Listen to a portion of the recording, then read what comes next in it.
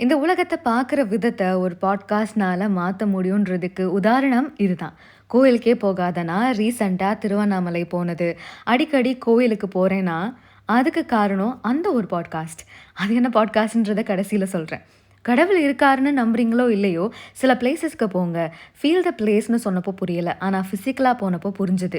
Spiritual awakening experience பண்ணணும் அப்படின்றதுக்கு தீஸ்டா தான் இருக்கணுன்றது இல்ல. இது மூலமா I started to fall in love with few places. Big temple மட்டும் இல்ல, த ஹோல் தஞ்சாவூர் சிட்டியே எனக்கு ரொம்ப பிடிச்சிருந்தது. அந்த கண்ட்ரி போகணும், இந்த கண்ட்ரி போகணும், அங்கே போகணும், இங்கே போகணுன்ற ஆசையெல்லாம் எனக்கு எப்போதுமே இருந்ததில்ல. ஃபஸ்ட்டு இந்தியாவை சுற்றி பார்ப்போம் அப்படின்னு தோணுச்சு. பட் அது இங்கேருந்து ஸ்டார்ட் ஆகும்னு நான் எதிர்பார்க்கவே இல்லை.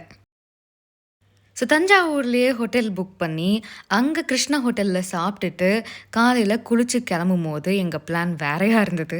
ஆனால் நாங்கள் பண்ணது வேறையா இருந்தது. போகிற வழியில தான் Chidambaram. I always believe in calling. So அங்கே போயே ஆகணும்னு எனக்கு தோணிக்கிட்டே இருந்தது. போகிற வழியில் வண்டியை திருப்புங்கன்னு நாங்கள் அங்கே போனோம். எந்த சாமியை எப்படி கும்பிடணும், என்ன சொல்லி கும்பிடணும்னு எதுவுமே எனக்கு தெரியாது. But I love going to all these places.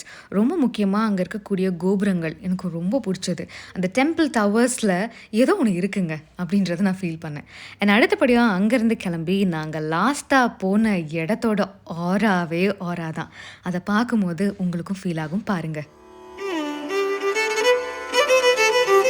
அந்த பாட்காஸ்ட்டில் சொன்ன ஒன் ஆஃப் த டெம்பிள்ஸ் இதுதான். சில விஷயங்களுக்கு லாஜிக்கே தேவையில்லை அப்படின்றத நான் புரிஞ்சுக்கிட்டேன். See you in another video. Tata bye bye.